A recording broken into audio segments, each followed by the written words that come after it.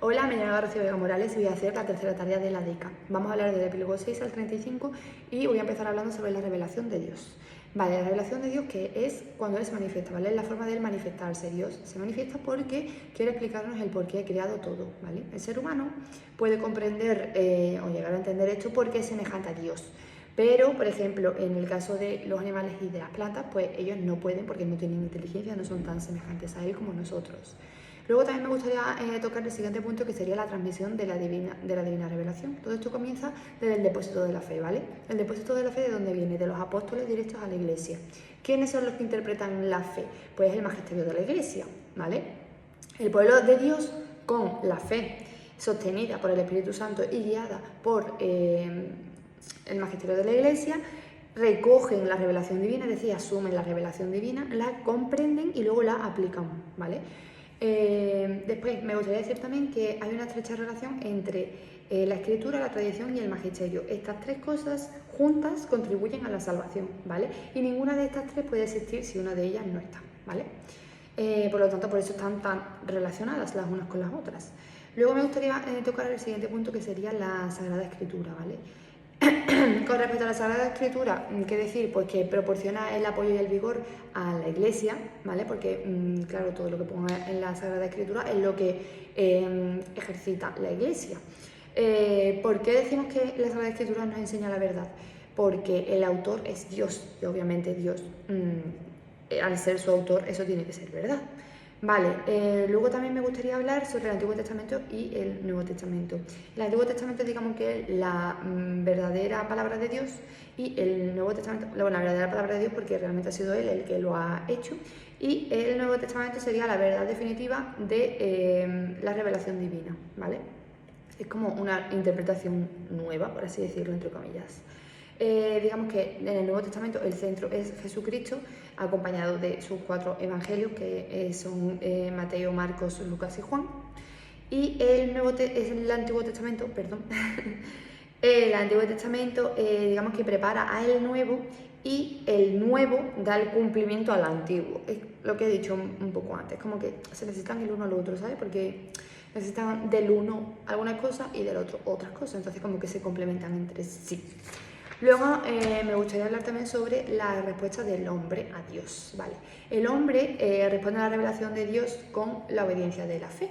¿Qué quiere decir esto? Pues fiándose de Él, ¿vale? Acogiendo la verdad, acogiendo su verdad, que es la única verdad que hay, la verdad misma.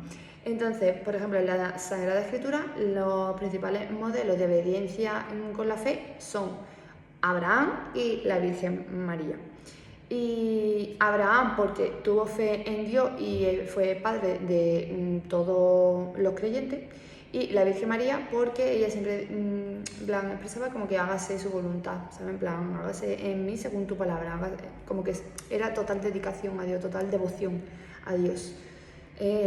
Voluntad propia, ¿sabes? Entonces tenemos a esos dos principales modelos de obediencia, Abraham y la Virgen María. Vale, luego, ¿qué es lo que significa creer en Dios? ¿Qué significa realmente creer en Dios? Pues creer en Dios es adherirse al propio Dios. ¿Cómo hacemos esto? Aceptando las verdades que Él ha revelado, ¿de acuerdo? ¿Por qué? Pues porque las verdades que Él ha revelado son la única verdad, o sea, son las verdades ciertas, ¿vale?